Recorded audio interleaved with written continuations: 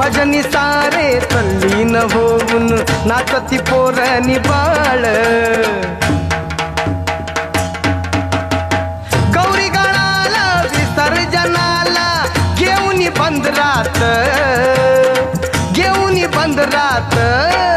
डोल ताशाच्या गजरात गणराया निघाले सागरात ढोल ताशाच्या गजरात गणराया निघाले